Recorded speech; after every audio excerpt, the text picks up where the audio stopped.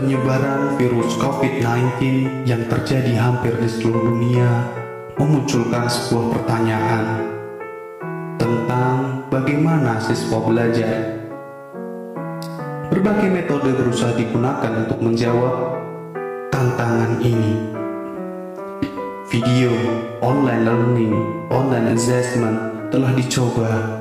Namun, apakah metode pembelajaran tersebut sudah efektif? Pembelajaran bukan hanya soal kognitif, tapi juga karakter. Knowledge is power, but character is more. Online assessment, penilaian online dapat mengukur kognitif, tapi tidak untuk kejujuran, kedisiplinan, atau keaktifan siswa. Dunia pendidikan tidak menyadari bahwa untuk menjawab sebuah pertanyaan yang terlihat sederhana, diperlukan inovasi yang besar. Inovasi tentang bagaimana cara agar siswa belajar pada kondisi terisolasi. Tanpa inovasi, mungkin saja saat ini dunia hanya memiliki flipped classroom. Sebuah temuan populer yang mempunyai ciri penemuan besar. Flipped classroom dapat merubah perilaku siswa dan guru. Pada pembelajaran klasik, siswa belajar di sekolah dan memecahkan masalah di rumah dalam bentuk PR dan tugas tanpa bimbingan guru. Ketika PR dihapuskan, siswa mendapatkan sedikit pengetahuan di kelas dan memecahkan masalah di kelas juga. Pada masa lalu, cara ini mungkin terdengar efektif. Namun, waktu yang terbatas di kelas memunculkan sebuah pertanyaan, cukupkah waktu? Flipped classroom datang menjawab tantangan itu. Flipped classroom membalikkan siklus pembelajaran dan menjawab semuanya. Siswa akan belajar di rumah melalui video, online modul, sosial media, atau berbagai sumber lain dengan waktu yang tidak terbatas. Dan siswa akan memecahkan masalah di kelas dengan bimbingan guru. Namun demikian, flipped classroom tidak bisa menjawab tantangan pembelajaran pada situasi bencana atau situasi pandemi. Flipped classroom membutuhkan kelas. Cara baru harus ditemukan secepatnya, dan flipped classroom adalah basis tepat untuk melakukan inovasi. Siswa harus belajar di rumah dan melakukan pemecahan masalah sendiri tanpa kelas, dan siswa juga harus mengukur kemampuan dirinya sendiri. Lalu guru memberikan assessment melalui proyek dan tes. Gagasan ini mungkin terdengar konyol. Bagaimana siswa melakukan itu? Sedangkan kita tahu siswa tidak semandiri itu. Akan tetapi, gagasan itu tidak sekonyol yang kita dengar. Bukankah ada banyak orang yang tidak pernah memasak sebelumnya secara tiba-tiba berubah menjadi koki di situasi pandemi ini? Bukankah ada banyak orang yang tidak bisa bermain musik lalu mereka mempelajarinya pada situasi pandemi ini? Mengapa hal ini terjadi? Kuriositas adalah hal yang menjawab itu. Kuriositas adalah dorongan untuk mengetahui. Fenomena ini akan menjadi awal dari perubahan cara berpikir kita, bahwa belajar memerlukan kelas dan guru secara langsung. Belajar memerlukan sekolah. Flipped classroom berbasis curiosity akan menjadikan siswa belajar secara mandiri dengan dorongan dari kuriositas mereka sendiri. COVID learning dirancang sebagai pemicu munculnya kemandirian belajar. Siswa akan melalui 4 tahap dalam belajar. Dan tahap pertama adalah melihat.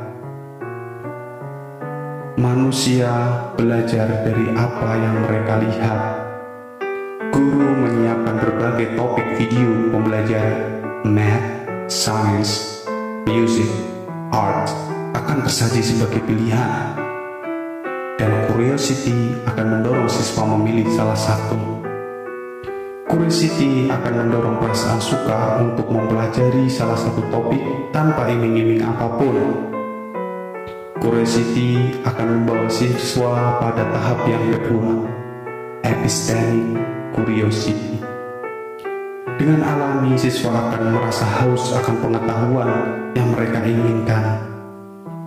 Curiosity telah berubah menjadi motivasi internal yang mendorong pembelajaran aktif dan eksploratif secara spontan. Epistemic curiosity akan mendorong siswa untuk bereksperimen mengenai hal yang terkait perkembangan intelektual dan pencapaian prestasi. Manusia akan melakukan segalanya untuk mencapai tujuan, dan dalam hal ini adalah pengetahuan. Epistemic curiosity akan membawa siswa melewati berbagai kendala. Epistemic curiosity akan menjadikan mereka seorang problem solver. Siswa akan memasuki tahap yang ketiga, problem solving. Siswa akan melakukan trial and error, sehingga mereka akan dapat menemukan tesis dan antitesis terhadap setiap langkah pemecahan masalah.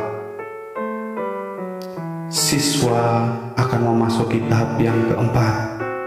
Siswa mencapai kemampuan self-evaluation. Riset membuktikan bahwa curiosity yang tinggi berpengaruh terhadap problem solving ability. 4 tahap tersebut dapat dilewati siswa melalui COVID learning. Setelah melalui 4 tahapan, lalu bagaimanakah mengukur pencapaian itu? Di tahap kelima, guru menutup serangkaian proses belajar dan melakukan assessment. Melalui tes, guru dapat mengukur kognitif, dan melalui angket epistemic curiosity, guru dapat mengukur afektif. Afektif dan kognitif akan meyakinkan kita bahwa apa yang kita dapatkan sudah benar. Pada akhirnya, COVID learning melahirkan siklus belajar yang baru, watching, epistemic curiosity, problem solving ability, self-evaluation, dan assessment. Siswa akan benar-benar mencapai kemandirian belajar. Namun demikian, gagasan ini tentu akan memunculkan perdebatan. Pemikiran ini melahirkan sebuah hipotesis tentang bagaimana keefektifan COVID learning, dan sudah benarkah semua ini? Sebuah hipotesis yang hampir tidak mungkin dijawab pada situasi pandemi ini. Biarlah waktu yang akan menjawab hipotesis ini. Siswa pada kenyataannya tidak mungkin belajar dengan formal seperti pada saat situasi dunia baik-baik saja. Siswa hanya dapat belajar melalui satu topik yang mereka sukai. Biarlah dunia mencoba kali ini saja, karena siswa membutuhkannya. Dan suatu saat nanti, bila dunia mengulangi hal yang sama, pandemi, perang dunia ketiga, atau hal buruk lainnya terjadi, setidaknya dunia pernah mencatat dan memiliki COVID learning.